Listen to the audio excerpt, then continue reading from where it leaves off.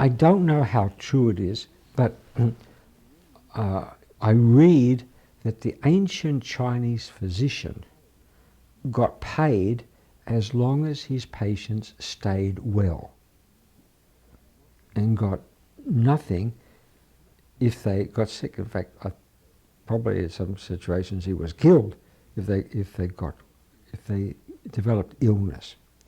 So what does that mean? This must have been the most sophisticated, perhaps most highly perfected form of preventive medicine. That the doctor really had to study how to prevent disease. Imagine today if the hospitals only got paid if the patients didn't come.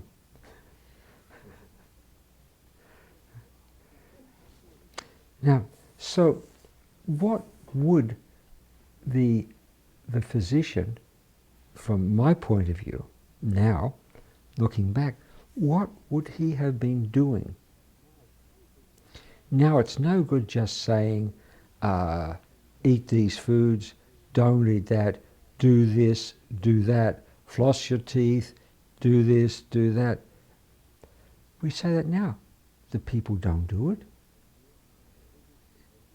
Maybe they were a little bit more highly motivated then, but maybe not. If most people today have an inner flame problem and really basically want to die, that they don't want to be healthy, maybe it was the same then, or maybe the figure was a little bit less, but maybe still pretty high. So what would happen if the physician forced himself on the patient?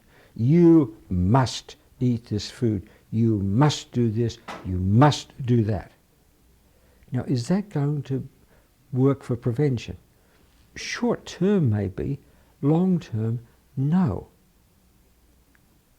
Because you not only have to do the right things to stay healthy, but you have to do the right things for the right reason. Two people can take the same supplements, and one starts to talk about those pills I have to take, and the other says thank you.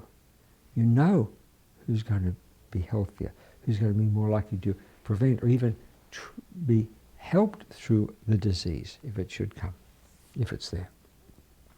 So what would the physician's role be? Just the same as today, as I see it. To make sure that the patient wants to be healthy, that he believes that health is what is desirable, that health, that love is good, and that he wants to be healthy. He wants to open-heartedly embrace health and healthy living. So nothing has changed. That's my basic premise today, and has been for many years. Help the person to want, with every sinew of their body, every cell of their body, to want to be healthy, to desire health. And it must have been the same back then. Not just doing it, which is hard enough to get them to do if they don't want to, but also doing it for the right reasons, which is even harder to get them to do. And that will only happen when their inner flame is high. And the role of the physician back then, as now, as I said, would have been to help actuate the healing power, the life energy within the person. To have the inner flame always high, always with a strong, burning, fervent desire to be healthy. That's his role. And that hasn't changed over the millennia.